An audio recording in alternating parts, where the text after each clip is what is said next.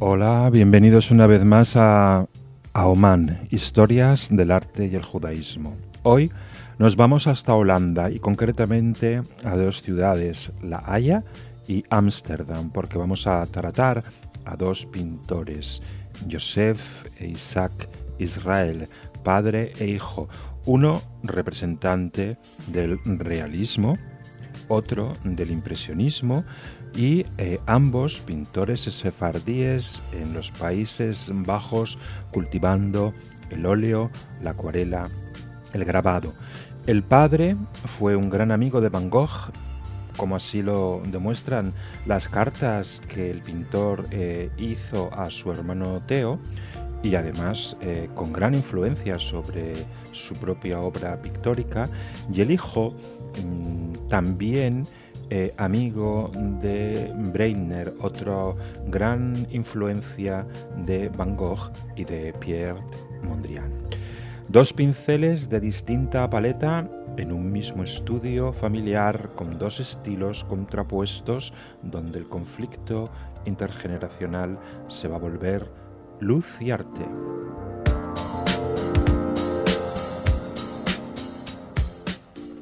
Joseph Israels nació el 27 de enero de 1824 en la ciudad de Groningen, al norte de Holanda, un sitio donde se había asentado una comunidad de sefardíes a partir de 1590 y hasta el año de 1762. Joseph Israels era hijo de Abraham Israels, que era a su vez hermano de un conocido profesor, Abraham Artok Israel, primer profesor de Historia de Medicina en la Universidad de Ámsterdam y editor de la revista sobre higiene, además de editor sobre diversas disciplinas medicinales. Y por parte de madre venía de la familia de Jetta Pinto. Joseph Israels va a estudiar en la Academia Minerva de Groningen, luego va a pasar a estudiar en la Real Academia de Ámsterdam, en la Real Academia de Bellas Artes, y entre 1845 y 1847 se va a trasladar a París para estudiar pintura con Picot y además tener grandes contactos y por tanto influencias de grandes nombres de la pintura realista de la primera mitad del siglo XIX, como pueden ser Pradier, Vernet o Delaroche. Orientalistas todos con motivos mitológicos también, que van a entrar dentro del universo de la pintura de Joseph Israel, a quien se le ha querido igualar o denominar el Millet holandés. Millet fue uno de los primeros fundadores de la importante escuela de Barbizon, con Renoir, Sisley, incluso Monet, Rousseau. Un sitio donde él va a experimentar la expresión de la humildad y la pobreza de la clase trabajadora, a ser posible con agricultores.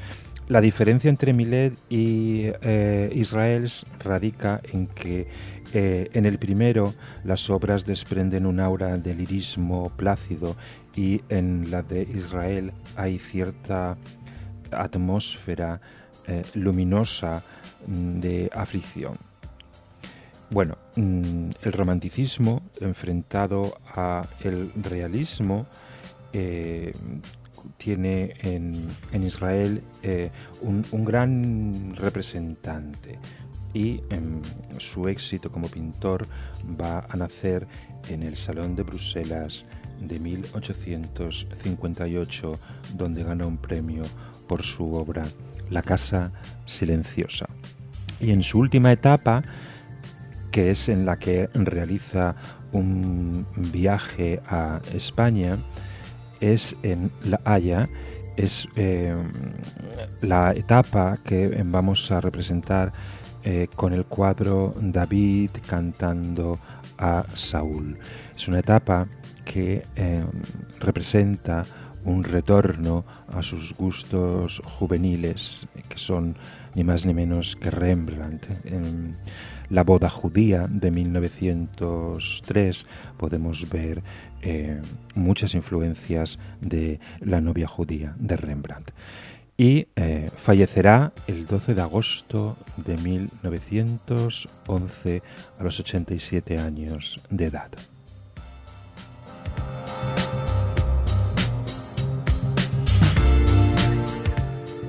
El 3 de febrero de 1865 Israel había tenido un hijo, Isaac, y este chico va a tener desde pequeño unas influencias sobre el mundo de la pintura muy grandes por el ambiente pictórico cultural que se vivía en la casa.